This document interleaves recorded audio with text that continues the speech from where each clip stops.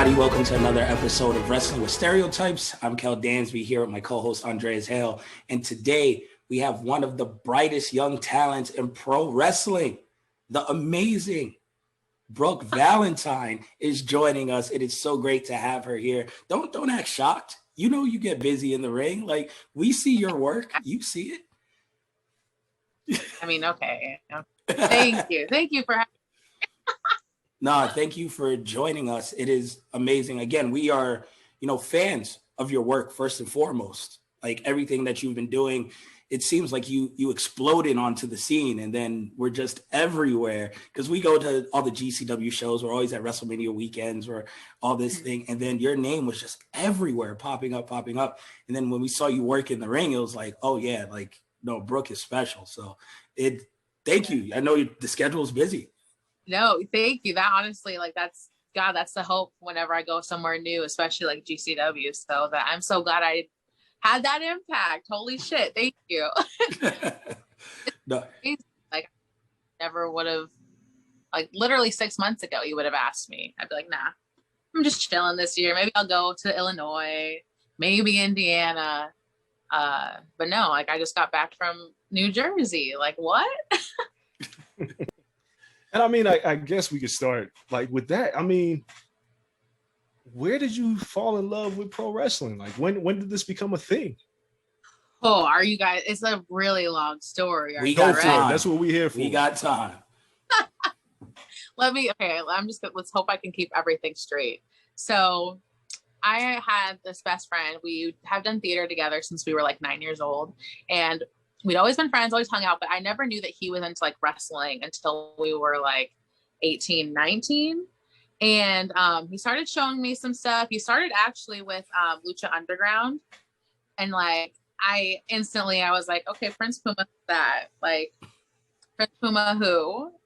And then he showed me Ricochet, and I was like, oh, so this is what wrestling is. So we started watching more of that. But I didn't really get super into it until he showed me Sasha and Bailey at TakeOver. And that's when I was like, wow, that was amazing. As a theater kid, like, it had such a good story. Like, I hadn't watched anything up until then. And I still like followed every beat of that match. Like, I'd been watching it my entire life. Like, the way that they were able to pull me in, I was hooked. And I was like, I was amazed. So we went to, I think it was a house show or like SmackDown, something like that. And it was fun. Sami Zayn gave me a high five. Like, that was cool. But I was like, okay, whatever. Until he took me to First Wrestling in Minneapolis. There's this thing called WrestlePalooza. And they came down to Des Moines, which is where I live. And he took me to the show, and it was just pure indie wrestling. Like, we were all up against the ring. There was a burlesque show. There was a punk band playing in between matches. Like, it was just dirty and raw, and you were right up in it. And I fell in love. I was like, wow, this is amazing. And that's when I became like wrestling's everything. I want to know everything about wrestling, all that stuff. But I still never really thought I could do it until I saw Jessica Havoc killing it. I was like, because I was bigger, and I was like, wow, she's amazing, and she's big, but she's doing all these cool things because she's big. You know, it wasn't really like seen as an issue, whereas in media and everything, being a bigger woman is not usually congratulated or a good thing, unfortunately. So seeing her do that, it was just like, wow, maybe I can do this. So yeah, I got into it, and how I found my school was really funny, actually. The girl I ended up taking with me had never been to a wrestling show, but she just happened to know one of the girls making their debuts that night. So she got me in contact with her. She got me in contact with the promoter. I was a little drunk, so I was like, yeah, I'll go to training the next day. And then I was like, shit, I can't back out. So I went, and here I am. That was like the shortened version of the story. I would like you to that.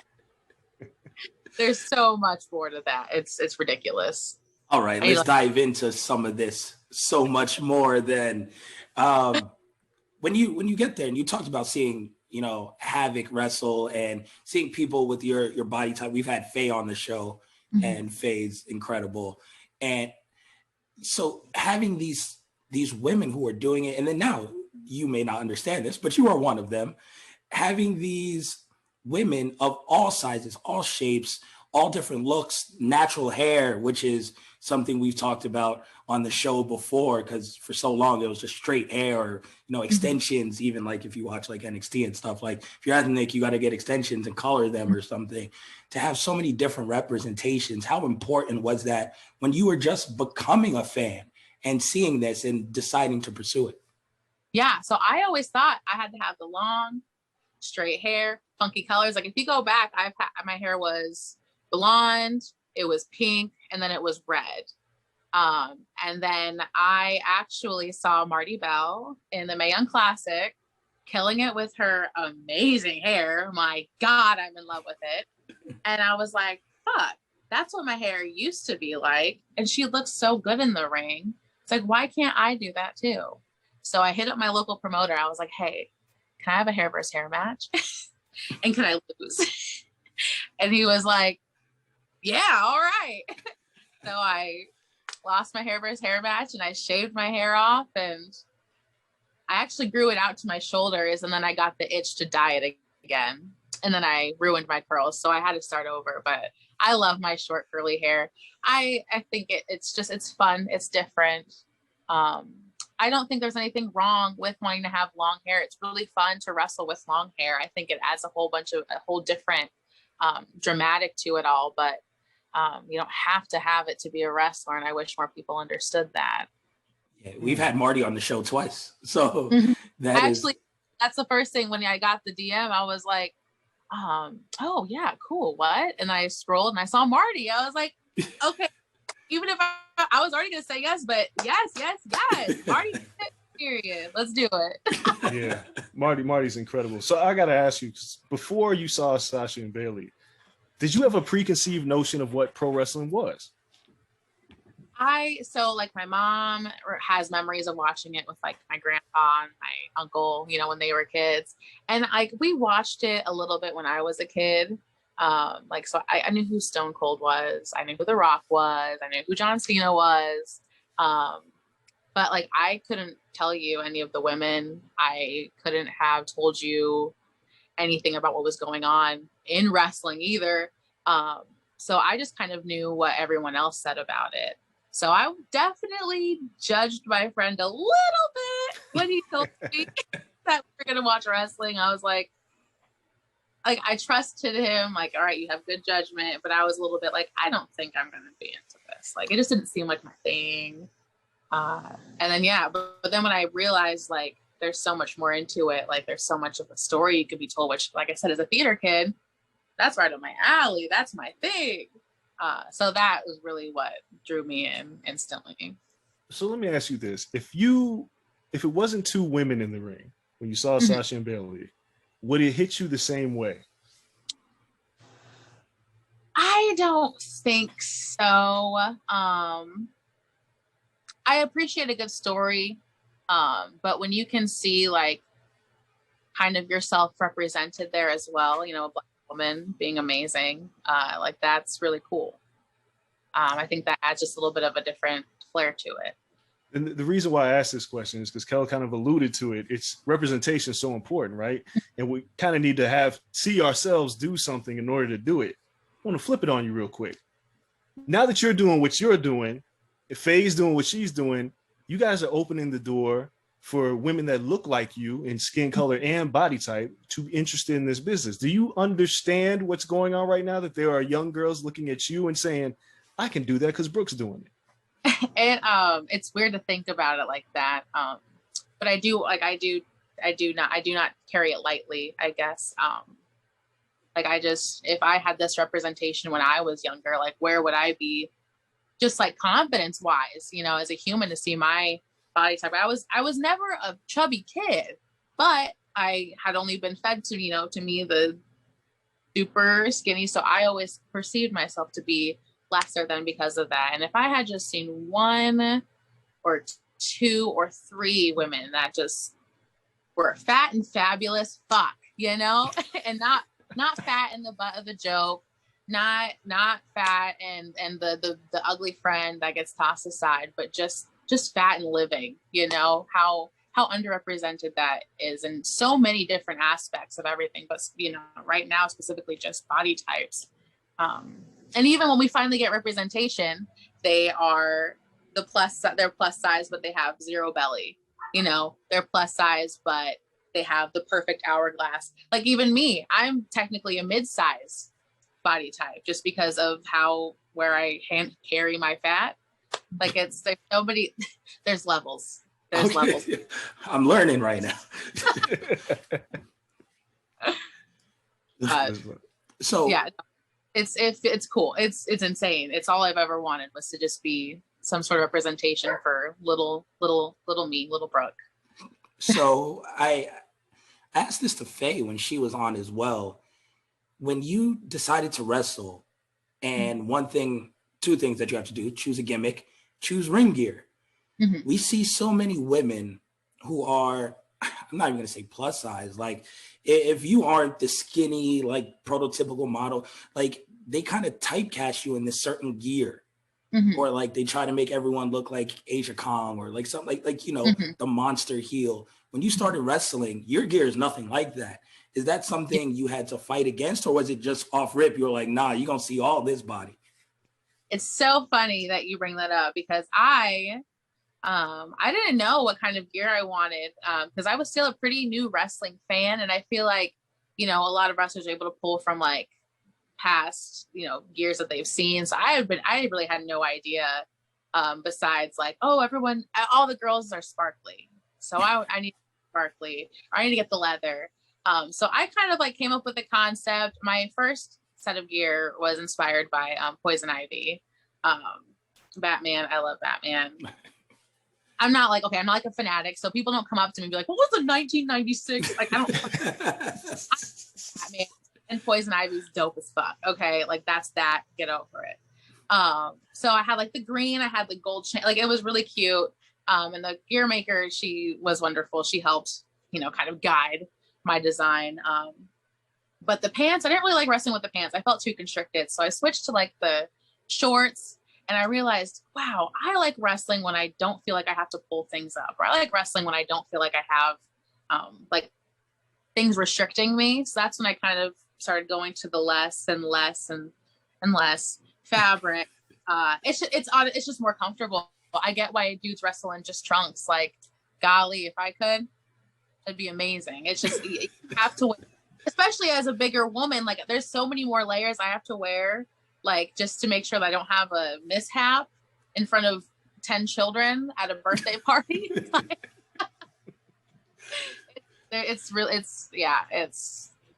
it's so funny you say that because I did a seminar tryout thingy-mabob. I don't want to go. I can't. And a certain person told me that I should cover up more like Nia Jax, but that they liked my stuff. And that was all I got. That was all I got. What does that mean? And mind you, I was the smallest I've ever been in my career. I did not need to cover up. But I was instantly put in the Nia Jax, in the Tamina, where I have to wear a full top and full pants, and I can't show a roll. That's instantly where I was put because I was bigger than the girls. And I was cute, okay? Like, I was really cute. I was really mad. Like, I wouldn't even, and that's when I knew I didn't fucking matter anymore because I wasn't sad. I was like, okay. And it didn't even bother me. I was like, all right, you're dumb. You're blind. Yeah, they're bugging. Yeah. Nia Jax is wearing less and less nowadays. Like, they let her go to like some sheer. Mm-hmm. Like, listen, I was a huge Nia Jax mark. So Nia Jax, and I loved her gear. I never once saw it as like she needs to cover up. I saw it as she's fucking killing this gear. It looks really good. You know, that's how they see it. Men that have the old needs to be a certain way gaze, you know. It's ridiculous. I see her on IG in 2 pieces. I'm like, yo, her body's amazing. Like, but then you put her in something that's less flattering than if you let her wear normal wrestling gear. You know, let them wear whatever they want. God, if she wants to wear the long sleeve pants, she's rocking it. She can keep it up. But if she wants to wear little booty shorts and a bra, fucking wear it, girl. Like, listen. I mean, do you think that's because it's still like a relatively male-dominated industry? Because if there were women at top, do you think they would be making the same decisions? Women that look like you. I don't want to say like skinny toothpick women. Yeah, I was going to say. I do think that if there were more women making decisions that were had to go through these things, because, you know, it doesn't help. The more representation, the better. The more inclusion of that representation, the better. So if we have women that have been discriminated because of their size, that have been told they can't wear certain things because of their size, and they're at the top making the decisions, and obviously those rules aren't going to be in place because they've been through it. But if you've never been through it, how, you know, obviously you could be educated, but how would you even think of it, you know, as a smaller size woman? How would you even think like, well, I never had to be told what to wear, so why would I think to make sure that's not a thing? Yeah, they may think it's more comfortable to be covered from head to toe and in pants and long sleeves. Yeah, like, no, it's hot as fuck, but they wouldn't know. So after all that, you're here, you got the gear, you're changing the gear. The other aspect of it is the persona, the gimmick, the character. How did you decide who you wanted to be as a pro wrestler? And was that given to you? Again, women of certain body types, they look at you and be like, yo, you're a heel. You got to squash all these tiny women. Like, but that's not you. You're bubbly. You're like the most amazing baby face. So how did you develop that character? Growing up, I did a lot of theater, and I always played the villain, which I love. I love being the villain. I think it's great. I take pride in making children cry. That was the best part. That was the best part. I played Ursula for a show. I played Miss Hannigan, and every night I made one kid cry. And I was like a teenager, like maybe 14, 15 at this time. So like, I have a beef streak. No one really believes it when they meet me. That's like the number one thing comment I always get when I meet someone at a show, and then after I wrestle, it's like, you're so nice, but when you're in the ring, I don't know who you are. And that's the best part of it. I think it's fun to have that, just like switch. It's, you know, when you're wrestling, you can be anybody. You can do whatever you want to do. So why can't I be the person that tells everyone to fuck off when she really actually wants to and doesn't hold it in? I tell everybody Brooke Valentine is who I really, really want to be if there were no social repercussions. That works well in pro wrestling. Okay. Like, as a customer service worker, like, it's just everything that I go throughout my job is in the ring. Gets let out in the ring. Damn, they not treat you bad at work. So you refer to theater, right? And how much of that theater goes into everything that you do? Because look, there's some wrestlers who can be fantastic in-ring performers, but when it comes to cutting a promo or when it comes to personality, they're like very small. They can't do it. And that's what it takes to make it in this business for a lot of people. You got to be more than that. So how much of that do you carry into the ring and cutting promos and everything else? All of that. I think the best part about wrestling is a story we get to tell. And I think also the best part about this year is I've met so many wonderful people that put out such amazing content to put over their matches that I never ever really did, because just around here I just didn't need to, because I was just going down the road, you know. I had the same 50 people, same amazing fans, don't get me wrong, but it's gonna be the same people there that are gonna be an hour away at the next show, an hour away at the next show, an hour away. So I never really got too much into that. But I use it a lot. I love to tell stories, and we get the opportunity to tell such good ones here. So to be able to use that experience And just even the stories that I got to tell prior, you know, how can I maybe, oh, I like this arc in the story. So how can we fit that into whatever? Things like that, I guess. I try to use it in everything though, because it is a really invaluable tool that I thankfully have. And now that you're traveling and taking more bookings, other places, a lot of times, like you mentioned, when you saw Sasha and Bailey, you didn't watch the backstory for weeks and weeks and weeks, but you were caught up because of what happened in the ring. You have to do that a lot now. Like you just went to New Jersey, you're telling a story to a bunch of people who are seeing you for the first time in this area, or going down WrestleMania week down in Tampa where it was hot as hell, telling a story in the ring at those matches, and people are learning your character, learning everything about you just from those 15 minutes. How is it different when you have to do that than when you have time to build something out in like the same promotion? I think, you know, every story has a trailer, you know, so you just got to make the trailer. You got to pick the best parts, the most, you know, you got your 5, you know, but you got to make that movie trailer. So you take the best of what you got and you figure out how you can weave it into whatever story you're going to be able to tell in 8 to 10, 12 minutes and go from there. It's incredible. So I want you to tell me about the first time you were in wrestling school and you took a bump. Were you like, fuck this? Or were you like, I can deal with this. I can take this. Like, tell me about this. So I was, you know, fat kid. So I have like, just falling is so embarrassing when you perceive yourself as larger than you really are already. So like the idea of purposely falling in front of people, I didn't know about it. I was a little worried about it. It took me so long to just do it. And then once I did it, I was like, oh, okay, that's fine. That's totally fine. It was nothing. But right up until then, it was the scariest thing I'd ever done in my entire life. Absolutely scariest.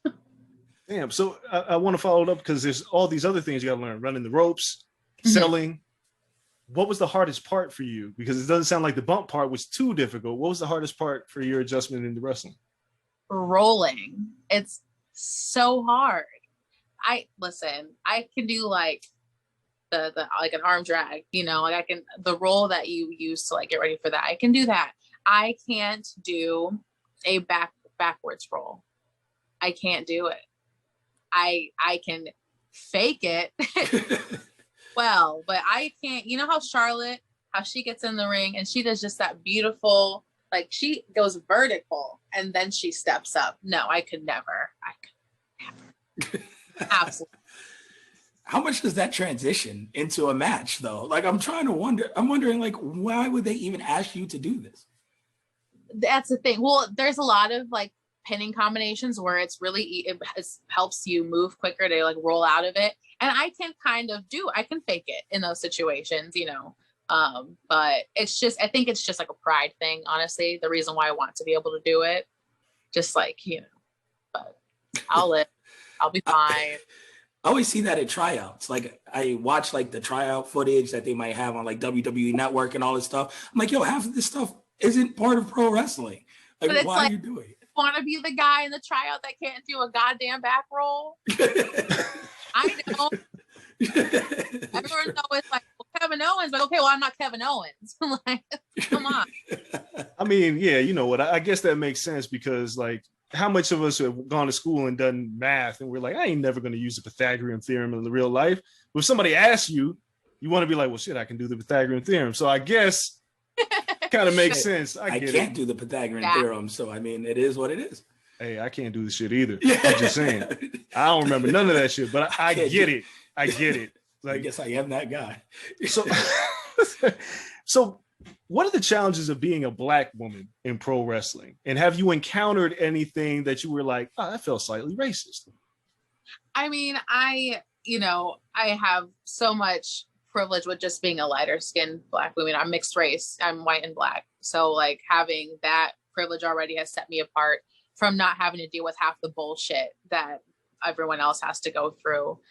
So I can't even like touch half of the shit that they've had to deal with. The worst thing is just like, in some of these shows, these promoters say like, I can't have you work heel, because they don't know how like the crowd is going to react or whatever. And so I went quite a bit before I was ever really even a heel in wrestling. They always had me be a baby face because they were worried about how I was going to be booed, I guess is the best way to put it.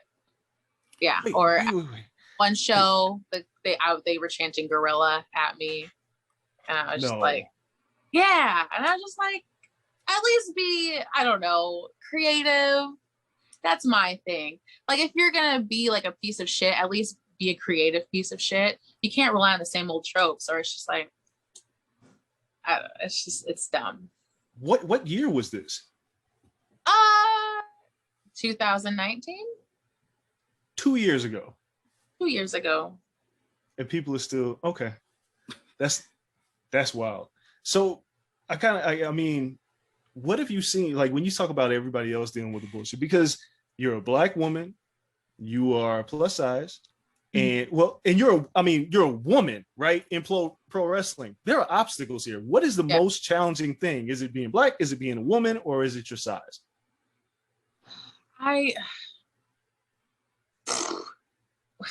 Which is the most limiting?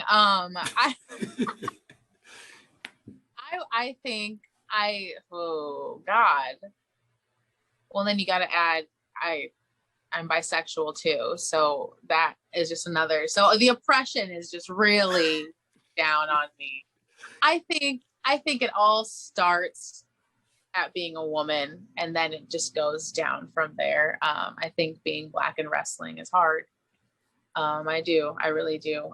Oh, hi, Bruce. My dog's coming to visit me now. Okay. I don't know. Can I say they're all really, really shitty obstacles? Yeah, yes, you can. What was it? I mean, I saw you at, I think recently, Effie's Big Gay Brunch. Mm-hmm. And you mentioned that you're also bi. What was it like? One, just in pro wrestling, just being so open and honest about that, but in your life as well. And we talked to Effie, I think, on our last show, and he explained, the importance of having that representation in a safe space for everyone to be who they want to be. What was it like for you personally to be like, no, I am bi, and just speak about it so confidently and publicly? It's well, okay, I'm not fully out to my family yet. I am out to my internet. Okay. My mom and my immediate family. It's scary, and I've questioned it. I've known it for a very long time, but I didn't even come to really actualize it or just speak on it until a couple years ago, when I started seeing so much representation in my life. Like, I'd been in theater, I had, gay people in my life of every color of the rainbow, every representation of that, but I still had this fear of it. For what? I don't know. I think I was just scared of what would happen. But seeing so many people that are just being so amazing, living their wonderful lives despite and because of, really helped me just be like, God, it has to be nice. It just has to be nice. It's not always, it's always there.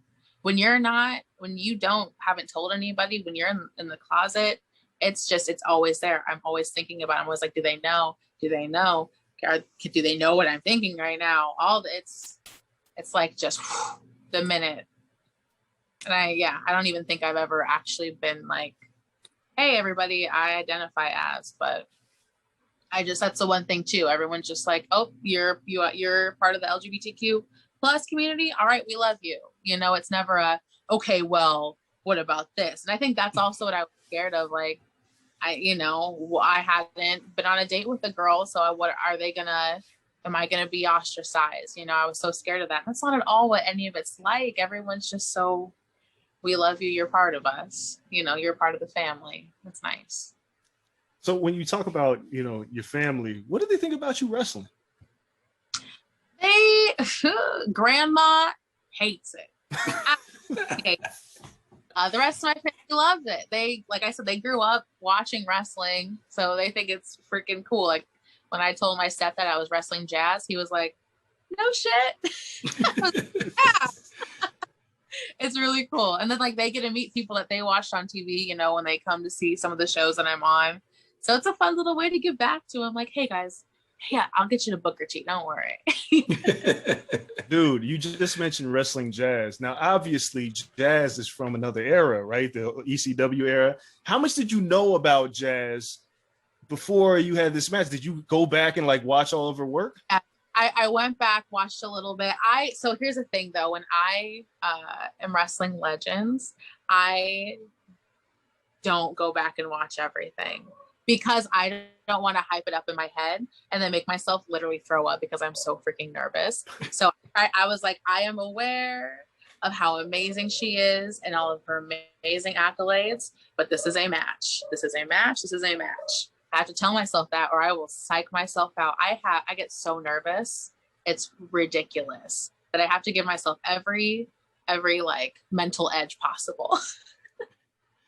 And what was that experience like? Wait, I gotta talk about this jazz match because listen, when Jazz was in ECW, she was brutalizing people. And she's one of the first women outside of China that would wrestle men.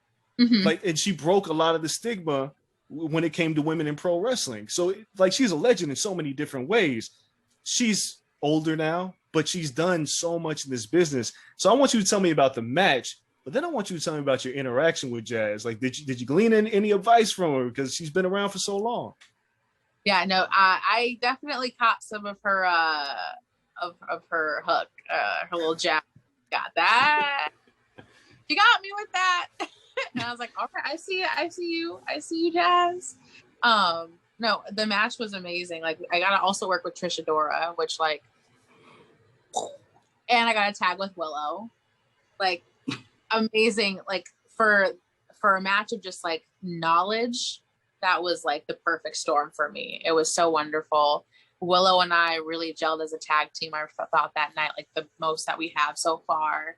And then, you know, working with Trish was amazing. I would love to go singles with her someday because that'd be so fun, I feel like.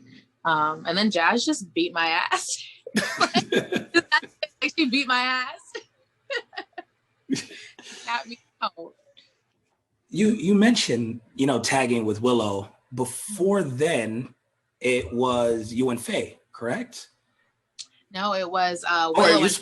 It was Willow and Faye. You were supposed to wrestle Faye. Yes, I was supposed to wrestle before she retired. Mm-hmm. And then you stepped in with Willow. And so that dynamic of like three women, just so unique to the pro wrestling business, all amazing workers in the ring. What is it like working with Willow? What is it like working with Faye? And whether it's tagging or working them in the ring, what is that like for you when you guys are so unique, but also so similar in the ring? Yeah, no, Willow has given me just three things that have tremendously like clicked so much for me in wrestling. Like, I owe so much to her already. Like, and we've only worked together a total of 4 times. It's amazing. And then Faye is just like, I'm gonna cry. I would be here without Faye at Black Wrestlers Matter last year. Her and Sunny pulled me aside. I was gonna quit. I was done. I was like, I'm done. I'm not. I had a couple concussions. I was just coming back from an injury, like COVID. I was just like, this is the perfect time to just like have my last hurrah, you know, Black Wrestlers Matter, what a way to end it. But on the ride to their hotel, Faye and Sunny just gave me the fucking talk of my life. That renewed everything in me and really just gave me the push to fucking just go for it. And look what the fuck's happened. Like I said earlier, what? What? It's insane. I owe so much to Faye, so much to Sunny. I mean, both incredible. They're amazing. Yeah, we both had both on the show like several times. Like I can definitely see that. Like, Sunny is amazing. as well. Yeah. Yeah. I mean, dude, like Faye, okay. Faye is retired. So you hear that Faye is retired. Do you call Faye and is like, what are you doing? Or did you understand? I was like, her phone's blowing up. I'm just gonna tell her, hey, I love you. And I'm here if you need anything, you know, just like, I love you. I just sent her, I love you. I know everyone's gonna be like, what? I was like, she doesn't need me asking about our match. She doesn't need me asking about whatever. I just said, I love you. And that was that. I was like, I'll know what I need to know when I need to know it. So I just let her have her time. Do you believe she's done? I keep poking at her, but I think she's. We need her backstage somewhere. Like, listen, she needs to run a women's division and locker room. I just think she's done with in-ring. I don't think she'll ever be done with the wrestling world. I don't think she can. I won't let her, first of all. I will drag her back in. But as far as wrestling action goes, I think she's probably done. We talk about that representation though, right? Like, to me, we do one of these every 2 weeks. Everyone that comes on mentions Faye, how amazing she is, how amazing she is in the locker room. We talk about what it's like to have writers who can write at higher levels for women of color, of different sizes, of, you know, to tell different stories. Faye seems so cut out for that. I just saw pictures from the New Jersey show. She's still hanging out with everyone. And it's just like, to get that representation, like, it jumps off the screen. She'd be amazing for that role. So yeah, we got to keep badgering Faye until we get her in the back office of some company, because she's such a talent in pro wrestling, even outside of the ring. She would be such an asset to any women's division, but women's division, if she were in charge of anything like that, ooh, I feel bad for the competitors. Like, there's no, absolutely not. Man, I mean, you know, it's funny because, you know, you mentioned you, Willow, and Faye as a tag team. And one of the trends that we see on social media is people asking for things to be normalized. Normalize these people in wrestling. Normalize these communities. Do you feel like, you know, when they see the three of you together, or you talk about being ostracized or feeling like you're different, when you see them, do you feel like, oh, well, this is normal now? Like, we're getting closer to normalizing women that look like us in this business, because the more of you that they see, again, so some little girl sitting at home right now who's concerned that they can't do it because they don't look the part. You guys are now the part. This is becoming normal. I think it's even extra special because me, Faye, and Willow are so different, that there's even more representation in that, in our little group, in Thick and Juicy. But I think it's also important to see not just like big women, but big women represented as, like, I don't want to say sexual objects, but that's the first thing but like, we're hot, you know, and it's not like, oh, they're thick and juicy, but they're fat. Like, no, they're just thick and juicy. You know, having that sort of representation is even more important too, to where it's just like, these women, they're beautiful. We're beautiful. I'm also a part of this. I forget. But we're thick and juicy, and we are big, and we're badass, and we also have multitudes and levels to our personality that aren't just big, strong guy, you know, like, there's more than that. I guess the easiest way to frame this question is, how much, or has pro wrestling helped your self-confidence? Because you told us about when you were in theater, or when you were going to take a bump and you're like, oh, wait, that may look a little weird. But now, where you can be a part of something like Thick and Juicy and be like, nah, we're sexy, and you know you're sexy, and go in the ring, all this stuff. How much has pro wrestling played in that journey of you just being super confident in who you are? Yeah, wrestling has given me so much of that. It's actually insane. There were, like, at the beginning of my career, I didn't want any roles showing. I was so nervous of that, to where I realized that I started moving differently in the ring, that I wasn't giving it my all, because I was so concerned of, oh my gosh, what if my roll pops out. Oh my gosh, what if my belly looks big? You know, and then it just came to a moment of like, okay, but it is. And what? You know, like I tell everybody, you got to get naked and jump in front of your mirror and tell yourself, this is what I look like. This is what I look like. This is what I look like. This is my body. This is my body. And you got to tell yourself you love yourself, because the minute that you because you got to trick yourself. I had to trick myself into it. And now I believe it.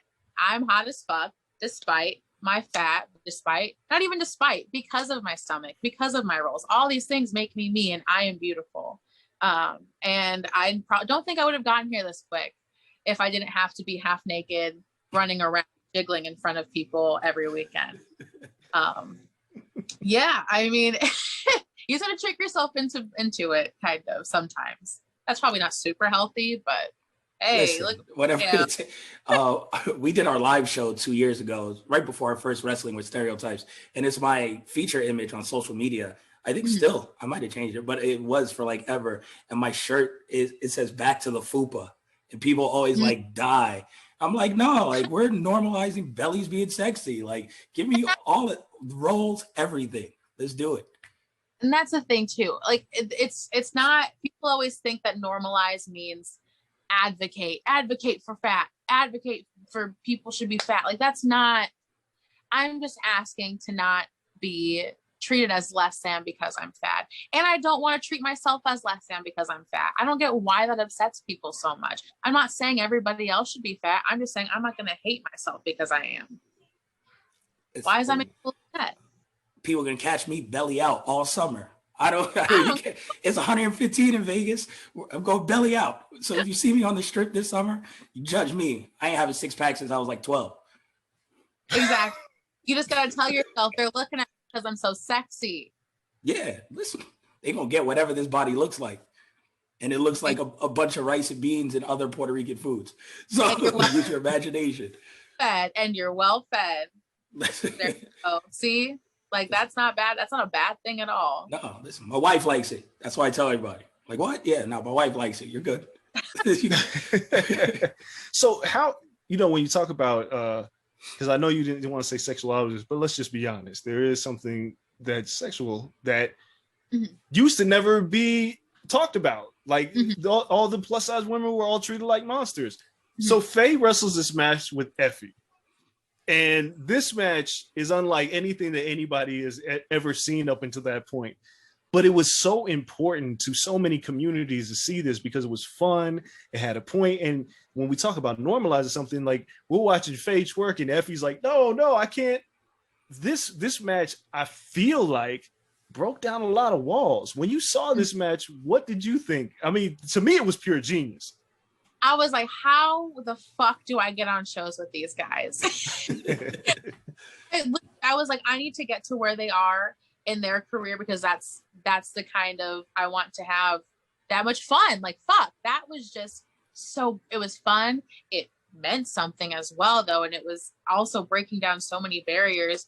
But like, how the fuck do I get to love what I'm doing that much, and that was when I first was like, oh, maybe I need to get out of the Midwest. maybe talking about that, what was it like starting your career in Iowa, Illinois? Like, we talk about representation. It's not necessarily the place people look at for bigger body typed people, for Black talent. Like, not too many people come from there. What was it like starting as a woman in that, I want to say territory, but this isn't the 1980s, in that region? I had, thankfully, a lot of white guys that I trained with that helped me get places. Like, that would just be like, hey, I have this girl, she's really good. So I thankfully didn't run into any issues trying to get booked. I at least never explicitly felt like I wasn't booked because of being a Black woman. Thank God. I'm sure that could have been, but I've never felt that. But I was the only Black woman wrestling. The only other girl, Keandra, I love Keandra. She had just retired, like right when I started wrestling. So I was the only active Black female in Iowa, in Minnesota, and probably, I don't know about Missouri. No, not Missouri at all. But Iowa, Minnesota, like it was really just me around here. So I remember my first like year, I had only wrestled white women. There wasn't much twerking in those matches. Very different than the Faye match. That the twerking happened. That Black wrestlers matter, and look where I am now. Like that's just his favorite ass. What? Wait, so please tell me. I mean, you know, you mentioned, oh, I got to get out of the Midwest. How did you get out of the Midwest? I met people through Twitter. Like that's it, the power of social media. I had a really good talk with Billy. So I'm really good friends with Russell Rogue and Devon Monroe. And Russell and Devon, I guess, had been kind of talking to Billy about me, Billy Dixon. And he like hit me up on Twitter. He was like, hey, like, let's chat soon.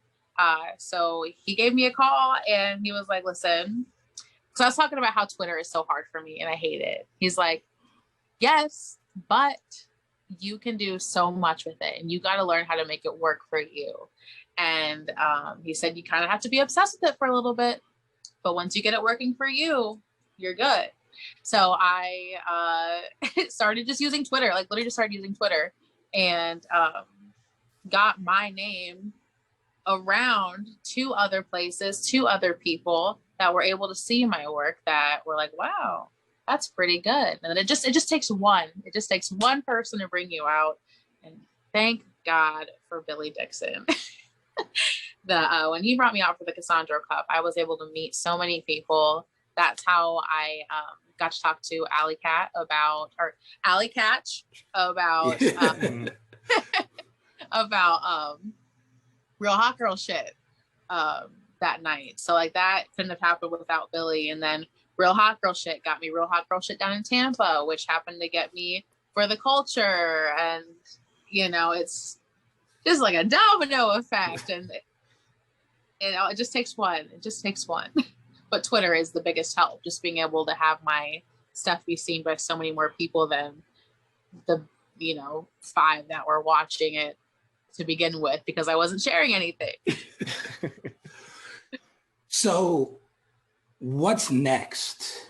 Now, I mean, now you're in New Jersey, you're getting all of these shows, you're not regional, you're traveling a bunch of different places. That happened in about an 8-month window. So like I said, to start all this, you caught fire and you were everywhere. What's next? What's like the next year, 2 years hold for you? I would love to move to the East Coast. Really love to be based out of there. I just want to keep wrestling. I would love to keep this rate up. I want to go new places. I would love to quit my regular job, but I love my job, so that probably will never happen. But I'd like to have it be a choice. You know, I don't want to feel like I have to work there. But yeah, to be able to make a living wrestling would be amazing. I don't care where I'm at making that living. I just want to be making a living, whether it's the Indies or somewhere else. Sounds great to me. So this is kind of interesting because you kind of caught fire in the middle of a damn pandemic. It's COVID. Every wrestler was scared during COVID because everything shut down. Meanwhile, certain wrestlers have found and hit their stride. So not only does it feel like, you know, the sky's the limit for you, but the world is opening up. There are going to be more opportunities for you. But I guess the question is, like, when the pandemic happened, were you like, oh, I'm done? Or were you like, oh, I can find ways to get work? How did this work out in your mind? Yeah, I really didn't wrestle during the pandemic. I wrestled, we are still in a pandemic. In the throes of it all, I didn't wrestle from like March until August. I didn't wrestle once and set foot in a ring, nothing, until I had Zello Pro in Chicago, where I challenged Lainey Luck for her title. And then 2 weeks later was Black Wrestlers Matter, which I thought was going to be my last show because COVID. And I was like, it's a good time to just like hang it down. But then, Faye, Sunny saved that. And then I didn't wrestle again until Cassandra Cup tapings, which were in January. Wow. So I didn't really, it was Twitter. Twitter kept me relevant. I don't want to say relevant, but I was able to use it to stay in people's minds and stay on their feed so that I might not be wrestling, but you're not going to forget who I am. No, yeah, that's crazy because I saw like a lot of your stuff, but I guess it was because it was shared on social media. And by not sharing it beforehand, like pre-pandemic, everyone's in the house and it's like, oh, all this is new. So Yeah. I kind of thought you were wrestling throughout the pandemic or like at least in those months, like in shows, but I guess I was just watching all your stuff from before. Yeah. I didn't wrestle from March to August, and then from August until January, I didn't do anything. What is your job thing? Do you have to like call them and be like, yo, I'm taking a few days off. I got to go wrestle. Yeah, they know. They're super supportive. They all love it. I'm very thankful. My boss is super chill about like days off and things like that. So as long as I'm doing my job well and I'm meeting my minimum weekends, I'm good. Which I haven't really been meeting my minimum weekends, but I'm good at my job. So okay. Do they know, like, and this is going to sound weird, but I don't have much humility for myself or for other people. So I'm like overly confident all the time. But do they know that you're like one of the next big things in wrestling? Like, do they know that like you are, I mean, I'm honest to God, like that you are probably in 3 years going to be like a major thing in pro wrestling? I think they think I'm cooler than I am, if I'm being completely they see me going to, being flown to places and they're like, yeah, she's famous. So I let them think it, because then I think they let me get away with things a little bit more. Maybe they think, oh, if I'm nice to her, she'll take care of me or something. See, they got the right perception then. Okay, I'm just making sure they understand. Like, no, I didn't even tell them that I was a wrestler until what my name was or any of that until a couple months in. Just because if our job doesn't work out, I don't want them following my stuff, but it'd been a couple months. I was like, okay, this is what I wrestle under. This is this. Do you guys want to see me get dumped on my head from this last weekend? Here you go. They love watching. I think it's great. So how important is places like GCW, for instance, right? Because there was a time when NXT became the super indies and they basically gobbled up all the indie territories. But in the middle of this, GCW flourishes and gives everybody like this whole new world. But not only is it good wrestling, it's like the most diverse company that we've ever seen. We get to see Effie's Big Gay Brunch. We get to see real hot girl shit. Talk about what's so significant with your relationship with GCW, and especially Brett Lauderdale, because I've known Brett for a while as well. It just seems like they're on the point with all this. Yeah, I would say they're starting something, which is good. They're giving us those platforms. I would like to see those that have been on the platforms integrated more into GCW regular stuff, into GCW's regular stuff. I know they're just starting to announce the lineup for their Chicago stuff, but I am wondering if they're going to do also for the culture with Effie's Big Gay Brunch, or if they're going to do real hot girl shit there. But yeah, I think that it's nice. It's nice to have that platform given to us for however long those shows are. And I think it's nice that the platform is being used for good. It's cool to be able to say I've been on GCW 3 times. Like, what? But there is always steps to take and room to grow. And I would like to see more LGBTQ talent used on regular GCW shows, and I would like to see more of us badass bitches from Real Hot Girl Shit used on GCW shows. And I would like to see more of us from For the Culture also used on GCW shows. But this is okay. This is where I'm glad that you kind of went with this, because I mean these shows are specifically designed to spotlight certain talent, right? But it becomes dangerous because at a certain point, that's the only show that you're working. It's like you don't want to be pigeonholed into that show. So there's a good to it, but are you feeling like, okay, this is good, but when do we get out of this? Kind of like Black History Month is 1 month out of the year, and eventually you got to be like, yo, there's more months in the year. Why can't we have them all? Yeah, no, absolutely. And it's impossible to take everybody from 2 almost 3 hour long shows and put them into one show. It's obviously hard to do. But I do think that it would be even more significant to show like they are also good enough to be on the regular show. You know, they're not just here because it's the all girls show. They're not just here because it's the Black show. They're not just here because it's the gay show. They're there because they're fucking good. And I think once we get to that, then woo, it'll be great. No, definitely. I guess the last question for me before we wrap this up is, if you, and I ask this to everyone, 3 people, any promotion, anywhere that you could wrestle, who is on your list? Oh boy. On the spot. And don't try to cheat like Effie did. Effie gave us like 6, like 3 people. Effie makes his own rules though. I can't control it. That's Effie. Faye,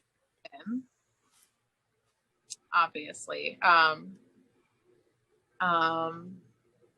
Trisha Dora, I'd love to have my singles with her, and Bianca Belair. There's my. Oh, see, now I'm thinking of more. Naomi. Okay. Now she's gonna cheat. That's yeah, the hard we'll give you 4. That's fine. You get a +1. Not bad. Yeah, you get a +1 to this club. Oh, so I gotta ask this then. WrestleMania, we see Sasha Banks and Bianca Belair in the main event, standing in the ring together, and there's a moment where you can see Sasha look at Bianca. Sasha's been here. Bianca hasn't. And they catch eyes, and Bianca gets super emotional. But then she kind of, it's like Sasha gives her a look like, get it together. And you can see like Bianca snaps into it.